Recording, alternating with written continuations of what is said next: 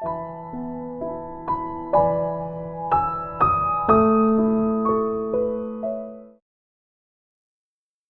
이사야서 29장, 열심을 넘어 진심으로, 열심을 넘어 진심으로 라는 말씀으로 이 새벽에 은혜 말씀 전하도록 하겠습니다.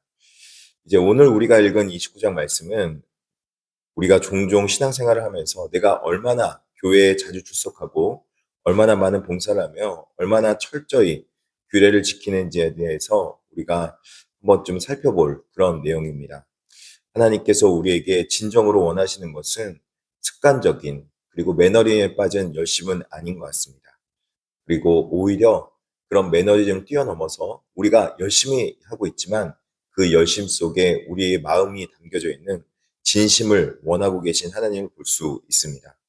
오늘 본문 이사야 29장을 통해서 예루살렘을 향한 하나님의 경고와 구원의 메시지를 살펴보면서 우리의 신앙을 한번 점검해 봤으면 좋겠습니다.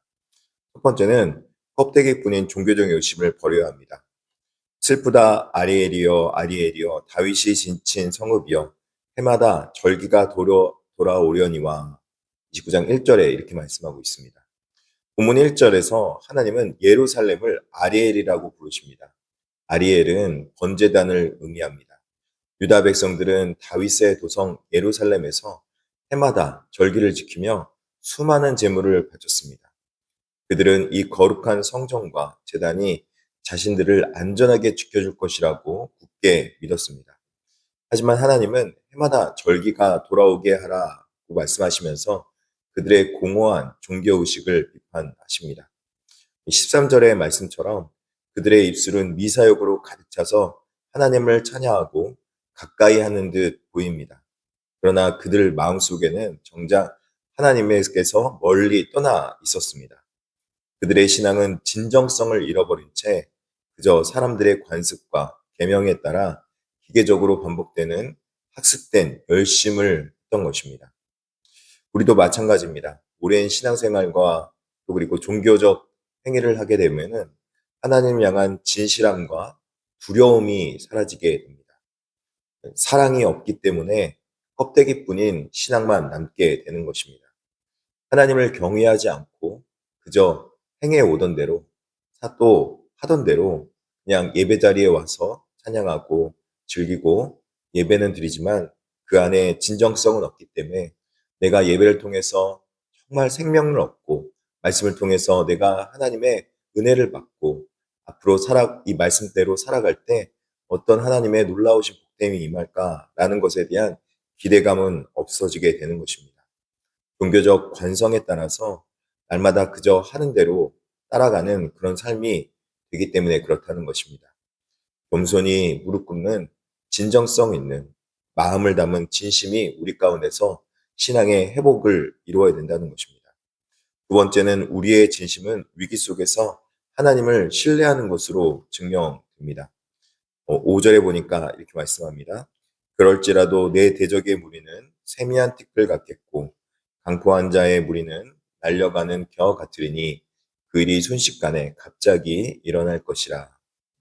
하나님은 위선적인 아리엘을 징계하시기 위해서 대적들을 보내십니다. 그 성을 에워싸고 치게 하시는 것입니다. 유다 백성들은 흙먼지 속에서 신음할 정도로 낮아지는 절망을 경험하게 되는 것입니다. 그런데 참으로 안타까운 것은 그들이 이 위기 순간에 하나님을 신뢰하기보다는 눈에 보이는 강한 나라, 애굽을 의지하려 했다는 사실입니다. 하나님은 선지자를 통해서 놀라운 반전을 선포하고 계십니다.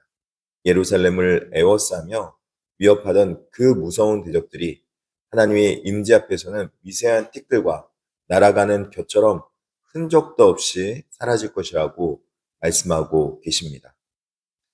인간의 눈에는 강하고 두려워 보이는 세상의 문제들이 하나님 앞에서는 아주 아무것도 아닌 일이 되며 또 굶주린 자가 꾸는 한낱 허무한 꿈과 같다. 그렇게 말씀하고 있는 것입니다.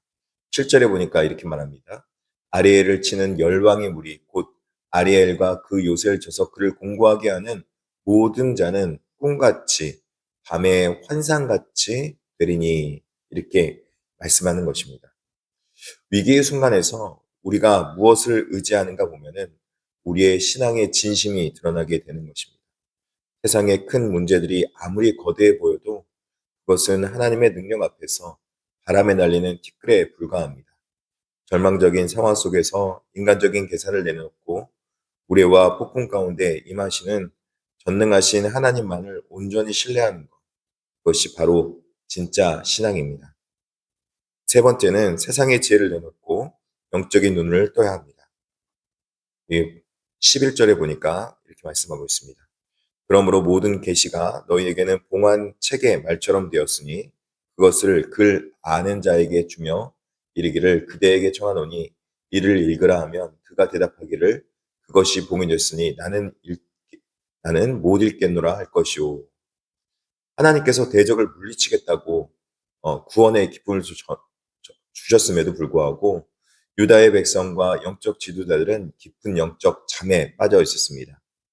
그들은 말씀을 깨달을 수 있는 영적 통찰력을 상실해 있었기 때문에 그렇습니다. 하나님의 계시가 주어져도 마치 봉인된 두루마리처럼 전혀 읽어내지 못했습니다. 그를 아는 자나 모르는 자나 모두 핑계대며 하나님의 진리를 외면했습니다. 술이 아니라 자신들의 형식적인 종교 행위와 인간적인 지혜에 취해서 영적 맹인이 되어버린 것입니다. 이에 하나님은 기이하고 가장 기이한 일을 행하시겠다고 선언하십니다.